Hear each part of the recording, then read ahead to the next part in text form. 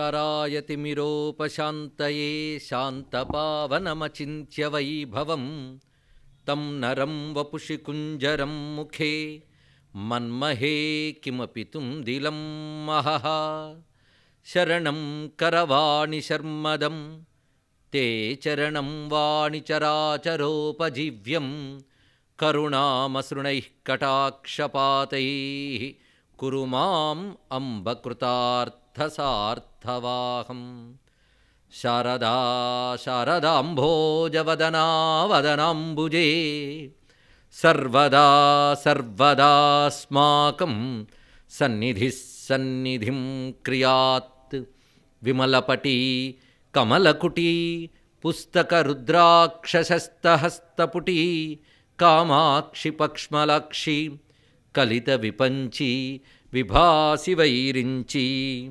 वागर्थाविव सम्पृक्तौ वागर्थप्रतिपत्तये जगतः पितरौ वन्दे पार्वती परमेश्वरौ गुरवे सर्वलोकानां भिषजे भवरोगिणां निधये सर्वविद्यानां दक्षिणामूर्तये नमः। नारायणसमारम्भां व्यासशङ्करमध्यमाम् अस्मदाचार्यपर्यन्तां वन्दे गुरुपरम्पराम्। नारायणं नमस्कृत्य नरं चैव नरोत्तमं देवीं सरस्वतीं व्यासं ततो जयमुदीरयेत्।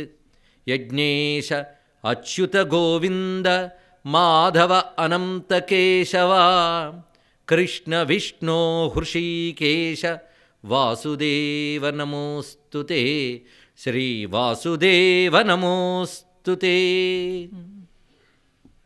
रामाय रामभद्राय रामचंद्राय वेधसे रघुनाथाय नाथाय सीतायाः पतये नमः। शिवाय गुरवे नमः। शिवाय गुरवे नमः। शिवाय गुरवे नमः। श्रीमात्रे नमः। श्रीमात्रे नमः। श्रीमात्रे नमः।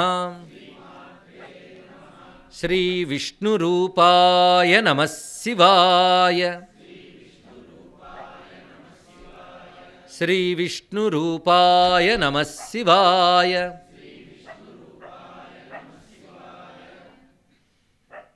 ओम नमो भगवते वासुदेवाय। ओम नमो भगवते व्यासदेवाय। శ్రీ క్షిప్రగణపతి పాదపద్మాలకు నమస్సులు సమర్పణ చేసుకుంటూ ఈ రోజు నుంచి స్వగృహంలో అంటే సాకేతులో 5 రోజుల పాటు మనం ప్రవచన యజ్ఞాన్ని జరుపుకుంటూ ఉన్నాం. ఆత్మీయులైన సాకేతవాసులు సమక్షంలో మాట్లాడడం నాకు ఆనందకరమైన అంశమైన ఆ అవకాశం కూడా దైవంపై ఆధారపడింది. ఈసారి మనం 5 రోజులు సంకల్పించుకున్నాం. గతంలో 3 రోజులు అనుకుంటా సుందరకాండ పెద్దగా చెప్పుకున్నాం. తర్వాత వివిధ సందర్భాల్లో కలుసుకుని మాట్లాడుకున్నాం. ఈసారి ఒక ప్రత్యేకమైన అంశం ఎంపిక చేసుకోవడం జరిగినది. కొన్ని పురాణ కథలు, ప్రయోజనాలు, పరమార్థాలు, వీటి గురించి మనం చెప్పుకోబోతున్నాం ఇప్పుడు. అయితే పురాణ కథలు కొన్ని అంటే కొన్ని అని చెప్పడం ఎందుకంటే 5 రోజుల్లో అన్నీ చెప్పలేమని చెప్పడం. పైగా పురాణాలు అంటే ప్రతి వాళ్ళు పురాణం అనే మాట అంటారు కానీ పురాణాల గురించి తెలిసింది తక్కువ, అదొకటి. 2, భారతీయ సనాతన ధర్మం అంతా కూడాను దేని మీద ఆధారపడిందంటే వేదంపై ఆధారపడింది, ఇందులో సందేహం లేదు. కనుక సనాతన ధర్మానికి ఆధార గ్రంథాలు ఏవయ్యా అంటే వేదమని చెప్పుకుంటాం. కానీ వేదంలో మనకి ఏ భాగం తెలుసు అంటే తల ఉంచుకుంటాం అంతే ఇక్కడ. ఎందుకంటే వేదం కూడా మామూలుగా టెక్స్ట్ బుక్ చదివినట్టు అర్థం చెప్పగలిగే గ్రంథం కాదది. అనేక రహస్యార్థాలతో ఉంటుంది. ఎందుకంటే ఒక మనిషి తనకు కలిగిన భావాన్ని మరొక మనిషికి తెలియజేసేది గ్రంథము అంటాం. కానీ వేదాలు ఒక మనిషి చెప్పినవి కావు. అవి అతీంద్రియ ప్రజ్ఞ కలిగిన ఋషులు వాళ్ళ ఆ సమాధి స్థితిలో ఏ సత్యాన్ని చూశారో దానిని వారు చెప్పారు యథాతథంగా, కపటం లేకుండా. వాళ్ళు దర్శించినది వాళ్ళు తెలియజేశారు. దర్శించినది అంటే అనుభవానికి వచ్చినది అని అర్థం. ఎందులో అనుభవానికి వచ్చింది వాళ్ళకి? సమాధి స్థితిలో వాళ్ళు దర్శించిన సత్యాన్ని చెప్పారు. వాళ్ళు ఆ స్థితిలోంచి దర్శించిన సత్యం సామాన్య స్థితిలో మనకు ఉన్న వాళ్ళకి అర్థం అవడమే కష్టం. సామాన్యంగా ఒక తాదాత్మ్యం చెందిన పండితుడు మాట్లాడితే పామరుడికి అర్థం కాదు, వీడు ఆ స్థాయికి వెళ్ళలేడు. పండితుడి కంటే పై స్థాయి ఋషిది. ఆ సమాధి స్థితికి వెళ్ళిన ఋషి ఏం చెప్పాడనేది సామాన్యులకు అర్థం కాదు. కానీ జగత్తుకు ప్రయోజనకరమైన అంశములన్నీ అందులో ఉన్నాయి. ఎందుకంటే సత్యం అది. మానవుడికి ఇంద్రియాలకు కలిగే సత్యాలు ఇవాళ సత్యం అనిపిస్తాయి, రేపు అసత్యం అనిపిస్తాయి. ఇవాళ సమాజ పరిస్థితి చూస్తే కొన్ని విషయాలు మంచివనిపిస్తాయి, మళ్ళీ సమాజగతులు మారిన తర్వాత ఇవాళ మనం ఎంచుకున్నవి రేపు నచ్చం. కనుక మనం మానవ సమాజంలో అప్పటికప్పుడు మార్చుకునేటువంటి విషయాలు ఏవైతే ఉన్నాయో వాటికి నిలుకడ లేదు. ఒక శాశ్వతమైన సత్యాన్ని దర్శించి చెప్పాలంటే సామాన్యుల వల్ల కాదు, దానికి తపస్సమాధిలో సత్యాన్ని దర్శించిన వాడి వల్ల అవుతుంది. కానీ అది అర్థం చేసుకోవడం అందరి వల్ల కాదు. అవసరమైతే అందరికీ ఉంది, కానీ అర్థం చేసుకునే శక్తి అందరికీ లేదు. అది గమనించి మహర్షులు మరొక వాంగ్మయాన్ని ఏర్పరిచారు. ఆ వాంగ్మయాలే పురాణాలు, ధర్మశాస్త్రాలు. ఈ రెండూ కూడా. అందుకే హిందూ ధర్మానికి వేదములు ప్రధానమైనప్పటికీ కూడా వాటికి అంగములుగా మరికొన్నిటి చెప్పారు. వేదానికి అంగములు, ఇవి తెలిస్తే కానీ వేదం అర్థం కాదట. అందుకే సాంగోపాంగం అనే మాట మనకి వ్యవహారంలో ఉంది. ఇక్కడ పెద్దవాళ్ళు కూడా వినుంటారు సాంగోపాంగంగా అని. సా అంగ ఉపాంగ అంటే ఒక వ్యక్తిని మనం అర్థం చేసుకోవాలంటే వాడు అవయవాలు ఉపావయవాలతో కలిసే వ్యక్తిని చూస్తాం, అంతేగాని అవి తీసేసి వ్యక్తిని చూడటం లేదు. అవయవాలు ఉపవయవాలు అంటే ఉదాహరణకి చెయ్యి అంగం అనుకుందాం, వేళ్ళు ఉపాంగములు. ఇలా వ్యక్తిలో అన్ని అవయవాలతో కలిసి మనిషిని ఎలా అంటున్నామో వేదమునకు కూడా అంగములు ఉపాంగాలు ఉన్నాయన్నారు. మొత్తం కలిపితేనే సాంగోపాంగ వేద విద్య. వేదాన్ని అర్థం చేసుకునే శాస్త్రాలు కొన్ని ఉన్నాయి, అతి గహనమైనవి. అవి జ్యోతిషము, నిరుక్తము, ఛందస్సు, కల్పము, ఇలా చెప్పబడుతూ శిక్ష, ఇవి మొత్తం 6. ఈ 6 కూడా అంగములు. ఇవంతా టెక్నికల్గా ఉంటాయి, లోతైనటువంటి జ్ఞానం అదంతా. అది కూర్చొని కబుర్లు ఆడుకునే విషయం కాదు అది. ఇక్కడ అది అధ్యయనం చేసుకోవాల్సినటువంటి సైన్స్. మొత్తం 6.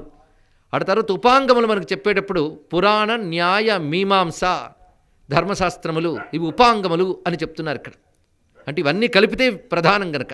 ఇందులో మళ్ళీ ఇతిహాస పురాణములు రెండింటికి ప్రాధాన్యం ఎక్కువ ఇచ్చారు. చూడండి ఇక్కడ ఇతిహాసం, పురాణం ఈ రెండూ లేకపోయి ఉంటే వేదధర్మం మన దాకా వచ్చేది కాదు, నిలబడేది కాదు ఇక్కడ. అందుకు పురాణ ఇతిహాసాల మీదే మొత్తం హిందూ ధర్మం ఆధారపడి బ్రతుకుతోంది. అసలు పురాణ ఇతిహాసాలు గొప్పతనం ఏమున్నదంటే ఆ ఋషులు చెప్పినటువంటి గహనమైన అంశములు మన సామాన్య జీవనంలోకి వచ్చేటట్టు చేసే పురాణాలు, ఇతిహాసాలు. ఇంకా చెప్పాలంటే పురాణం ప్రజావిద్య, ఇది తెలుసుకోవాలి ఇక్కడ. ప్రజావిద్య ఈ రోజుల్లో అంటూ ఉంటారే సామాన్యుల్లోకి తీసుకువెళ్ళాలండి, సామాన్యుల్లోకి తీసుకువెళ్ళాలండి.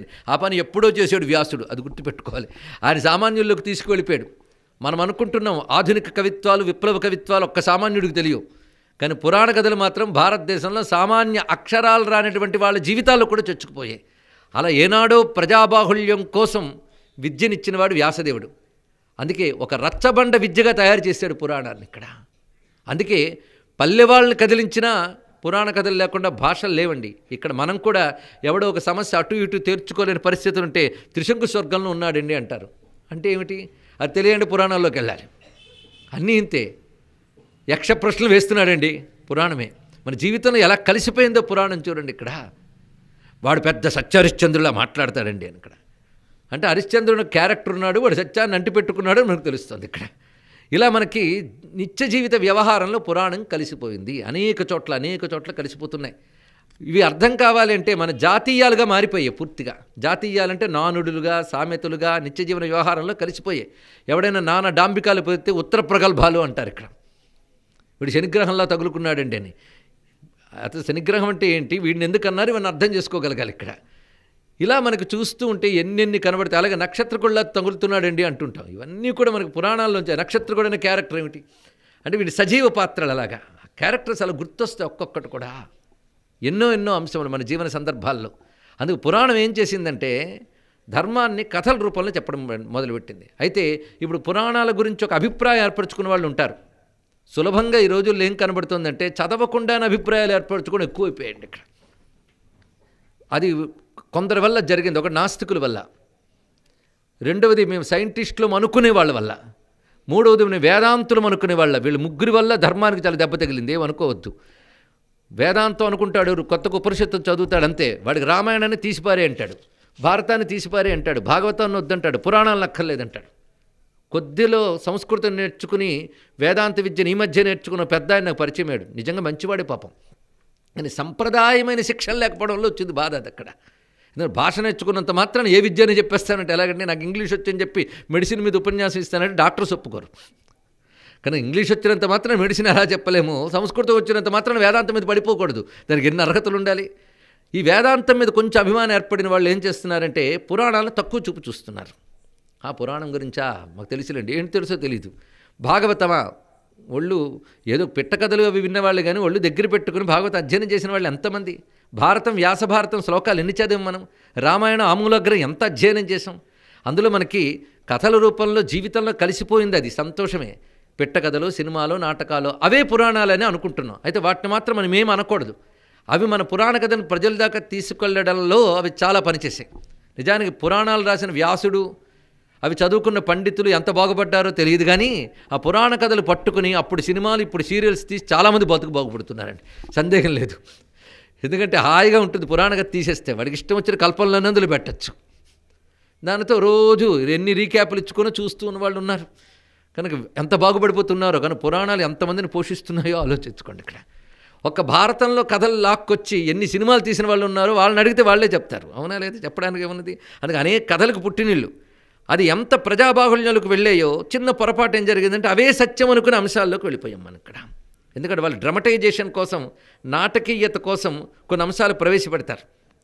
కొన్ని చోట్ల వ్యాఖ్యానించడానికి అవకాశం లేకపోయినప్పుడు వాళ్ళ పాత్రల సంభాషణలు ఏవో పెడతారు, వాళ్ళు అసలు విషయాన్ని చెప్పలేరు. దానివల్ల మన పురాణాలు ప్రజాజీవనంలో చేరిపోవడం వల్ల ఎంత ఉపయోగం జరిగిందో కొద్ది మేరకు ప్రమాదం కూడా జరిగింది. అందుకే మనం ఒక్కొక్కప్పుడు రాముడు చేయలేదా అండి తప్పు, మరి ఈయన జోదం ఆడలేదు ధర్మరాజు, ఆయన అబద్ధం ఆడాడు కదా అని మాటలు ఎందువల్ల వచ్చాయి? ఇదిగో ఇలాంటి ఎక్కువ వాటి వల్ల. అయితే వాటిని తప్పని మనం అనకూడదు.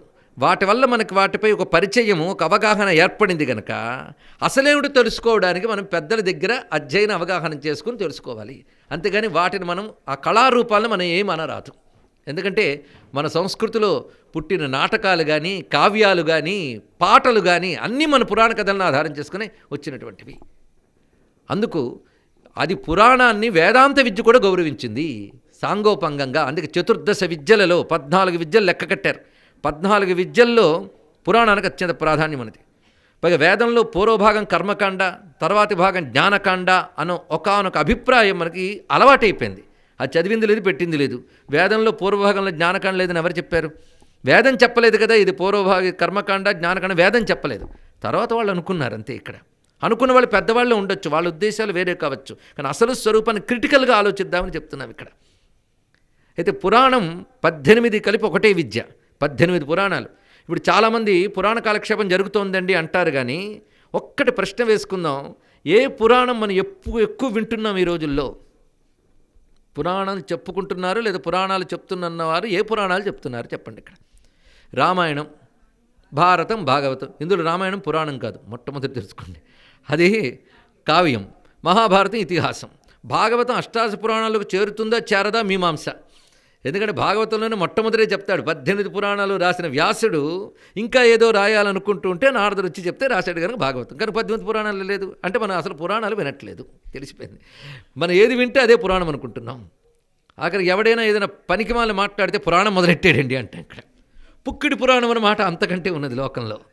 ఏది పురాణం మనం వింటున్నాం? అసలు పురాణం లిస్టు చెప్తే మత్స్య పురాణం, మార్కండేయ పురాణం, బ్రహ్మ పురాణం, భవిష్య పురాణం, బ్రహ్మవైవర్త పురాణం, గరుడ పురాణం, విష్ణు పురాణం, వాయు పురాణం, స్కంద పురాణం, అగ్ని పురాణం. ఇప్పుడు కొన్నేను విన్నారు కదా. ఇందులో ఏది మనం ఎక్కువగా వింటున్నాం? ఏది లేదు, సందేహం లేదు కదా. ఏమీ తెలియట్లేదు. అసలు వాటి గురించి ఒక్కసారి యువత అధ్యయనం చేస్తే ఆశ్చర్యపోతామండి. ఇక్కడ అగ్ని పురాణం చదివితే టెక్నికల్ నాలెడ్జ్ ఎక్కువ, కానీ పురాణ కథలు అంటే కాలక్షేపం ఉండదు, తల పగిలిపోతుంది. అంత జ్ఞానం ఇచ్చాడు, నాలెడ్జ్ ఇచ్చాడు. మనం అనుకుంటాం పురాణం సామాన్యుల కోసం వచ్చినటువంటి ఒక కథ అని. కథలు పురాణాలు కథలు ఎక్కడున్నాయి? పురాణం లక్ష్యం వేదాంత ప్రతిపాదన చేయడం, ఇది తెలుసుకోండి. ఇక్కడ వేదాంతాన్ని ప్రతిపాదించడం. పురాణం ఒళ్ళు దగ్గర పెట్టుకుంటే అదే తెలుస్తుంది. కానీ ఉట్టికెక్కడమ్మ స్వర్గానికి ఎక్కడ గుర్తుంది? చిత్తశుద్ధి లేని వాడికి వేదాంతం రాదు. చిత్తశుద్ధి రావాలంటే ధర్మం ఉండాలి. కానీ ధర్మం ఉన్నంత మాత్రం నియం తొట్టు అందుకోలేవు, భగవద్ అనుగ్రహం కావాలి, దానికి ఉపాసన కావాలి. ఇప్పుడు తెలిసింది కదా, ధర్మం, ఉపాసన, జ్ఞానం 3 కలిపి ఉంటాయి. అందుకే మనంతరం మనమే రిటైర్ అయిపోయాం అనుకుని వీటన్నిటిని అవహేళన చేసి వేదాంతం చదువుకున్నాం అనుకోండి, అప్పుడే ధర్మంలో పండిపోయేవా నువ్వు. కనుకనే కలిపే సాగుతూ ఉండాలి. ఇప్పుడు ధర్మాచరణ, భగవద్ ఆరాధన, ఆత్మతత్వ విచారణ కలిపే జీవిత విధానంలో ఉంటే అప్పుడు నువ్వు పరమాత్మను అందుకోగలవు. అందుకే వేదము లక్ష్యం 2 చెప్పడమే, ధర్మము జ్ఞానము. ధర్మము జ్ఞానం ఈ రెండే. ఇప్పుడు చూడండి ఇక్కడ. అందుకని భక్తి అనే మాట నేను ఎత్తలేదు ఎక్కడ. మనం ఎవడు రామాయణం గురించి మాట్లాడినా భారతం మాట్లాడినా భక్తి ప్రవచనాలండి అంటాడు. అన్నిటికీ భక్తి అని ట్యాగ్ పెట్టేశాడు, కానీ ఆ ట్యాగ్ వ్యాసుడు పెట్టలేదు. మీరు ఏదైనా ట్యాగ్ పెట్టదలుచుకుంటే 2 ధర్మం జ్ఞానం, ఈ 2 మనకి చెప్పాడు భగవంతుడు. ధర్మం అంటే ఎలా వ్యవహరించాలి, నువ్వు ఎలా లోకంలో ప్రవర్తించాలో చెప్తుంది ధర్మం, నువ్వు ఎలా ఆలోచించాలో చెప్తుంది జ్ఞానం. ఇది తెలుసుకోండి ఇక్కడ. ఈ ధర్మము జ్ఞానం ఈ 2 మనకు కావాలి, ఇంకేం కావాలి? 2 బోధిస్తుంది. అంటే ఇప్పుడు పురాణం లేదా వేదం ఎవరి కోసం? లోకంలో వ్యవహరించాలి ఎలాగో చెప్తుంది ధర్మం అంటే లోకంలో వ్యవహరించేవాడి కోసం. అందుకని వ్యవహారాలను క్లోజ్ చేసుకునేవాడి కోసం కాదు కదా. అందుకు రిటైర్ అయిన వాళ్ళ కోసం అనుకోవద్దు. ఇలా అన్నాను చెప్పిన వాళ్ళు కూడా రేపటి నుంచి రావడం మానేయకండి. కనుక పురాణాలు అవన్నీ ఎవరికంటే బ్రతకాలనుకున్న వాళ్ళ కోసం ఒక్క మాటలో.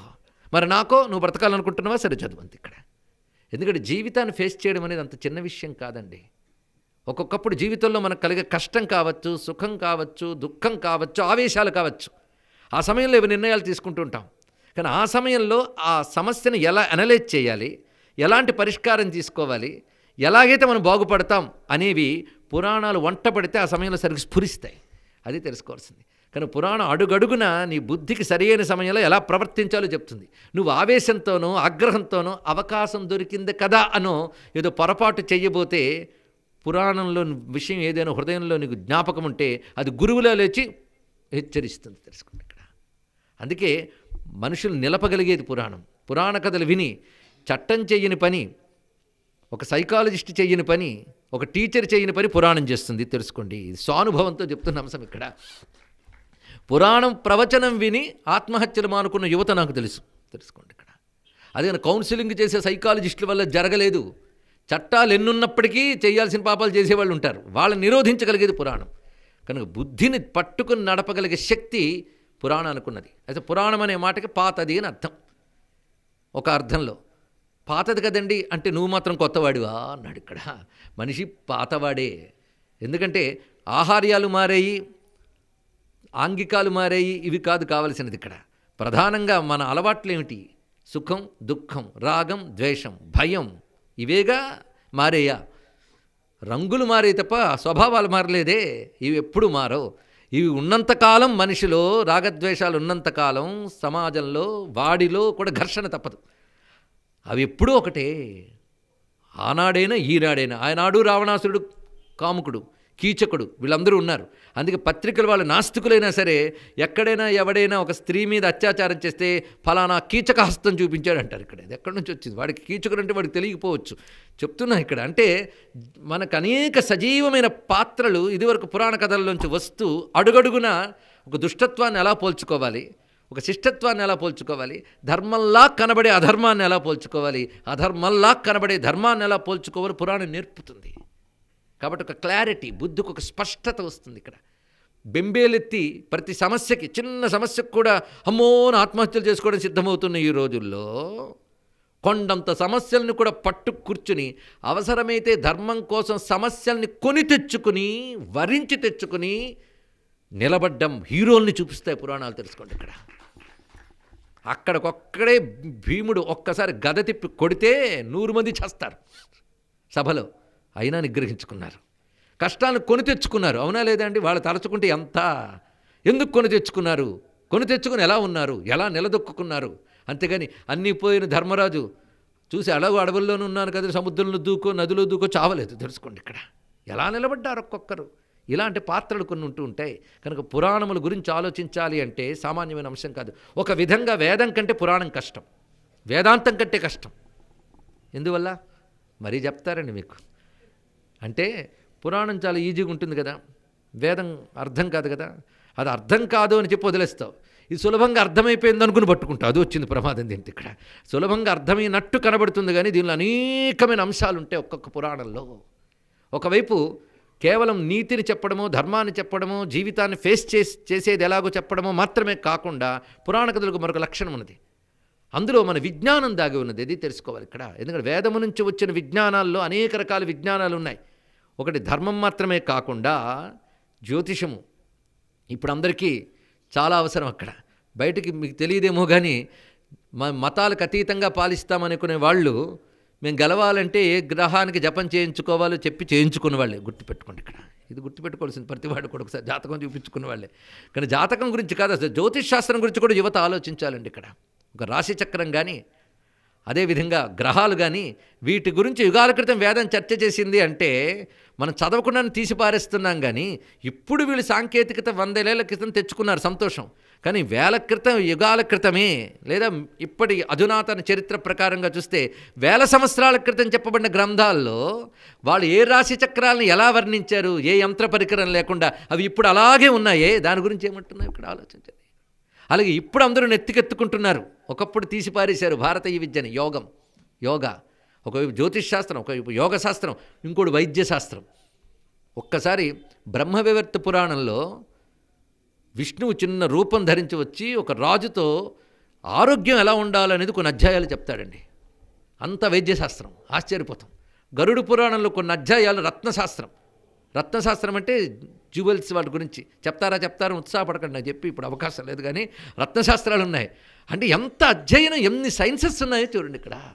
అలాగే రసాయన శాస్త్రం. ఆఖరికి ఈ మధ్య ఒక పుస్తకం వచ్చింది, జామిట్రీ ఇన్ వేదిక్ యజ్ఞాస్ అని పుస్తకం. రాసిన వాడుకు పాశ్చాత్యుడు. అంటే హోమగుండాలు వేసేటప్పుడు, అక్కడ దర్వులు వాడేటప్పుడు, శాలలు కట్టేటప్పుడు కొలతలు రాస్తాడు. ఆనాటికి ఆ మెజర్మెంట్స్ ఎలా ఉన్నాయి, మ్యాథమెటిక్స్ ఏమిటి, అవి చూడాలి. అందుకని పురాణాల్లో మ్యాథమెటిక్స్ అంటే మ్యాథమెటిక్స్ లెసన్స్ ఉండవు. ఆ కథల్లో ఎలా చెప్తాడో పరిశీలించాలి. ఇక్కడ ఎన్ని అంశం, ఇప్పుడు ఎన్ని శాస్త్రాలు చెప్పుకున్నామో చూడండి. ఇక్కడ అర్థశాస్త్రం అంటే ఇప్పుడు డెఫినేషన్స్ ఎకనామిక్స్, కానీ అర్థశాస్త్రం అంటే పొలిటికల్ అడ్మినిస్ట్రేషన్.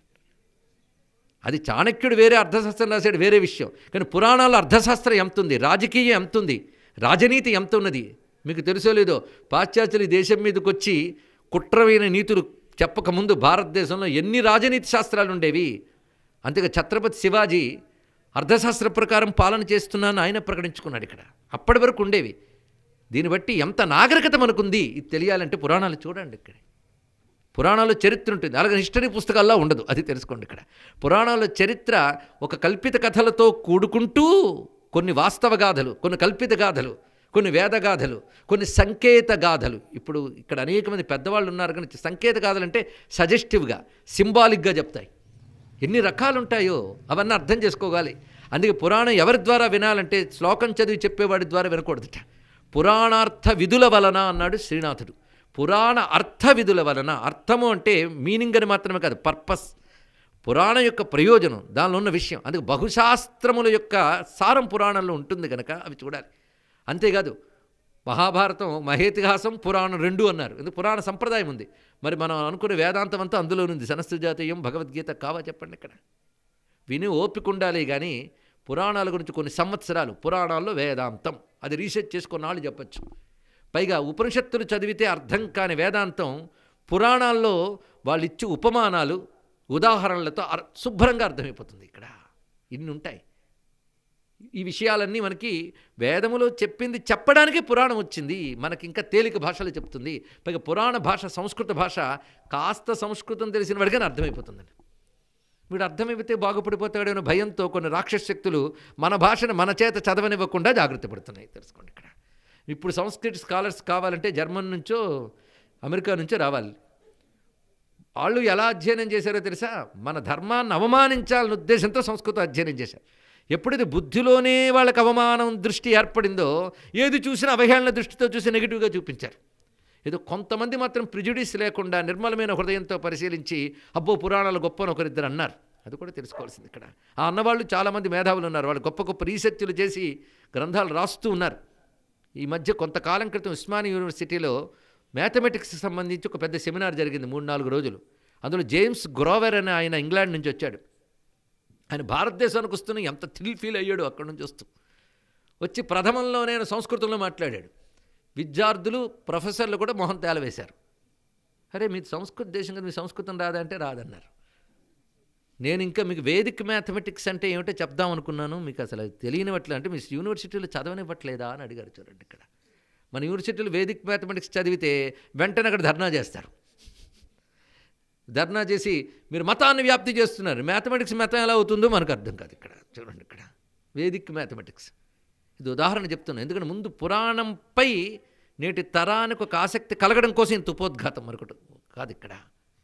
కానీ పురాణానికి ఒక లక్షణం ఉంది. ఒక్కొక్క ప్రక్రియకి అంటే ఒక్కొక్క టెక్నిక్కి ఒక్కొక్క లక్షణం ఉంటుంది. దాన్ని బట్టి ఆ టెక్నిక్ని మనం డీల్ చేయాలి. ఒకదాన్ని ముట్టుకునేటప్పుడు దాని స్వభావం చెప్పమన్నాడు. పురాణం స్వభావం ఎలాంటిదంటే అది మనకి మిత్ర సంహితంగా చెప్తుంది ధర్మాన్ని అన్నారు. మిత్రుడు చెప్పినట్టు చెప్తుంది. మిత్రుడు మన చేత మంచి పని చేయించడానికి అనేకం చెప్తాడు. వేదం ప్రభు సంహితంగా చెప్తుంది. అంటే ఇది చేయి అంతే, ఆర్డర్. రాజు ఆర్డర్ వేస్తాడు, చెయ్యి, చేయకపోతే శిక్ష అంతే. కానీ బాబు చేయి బాబు అని బతిమలాడ్డు.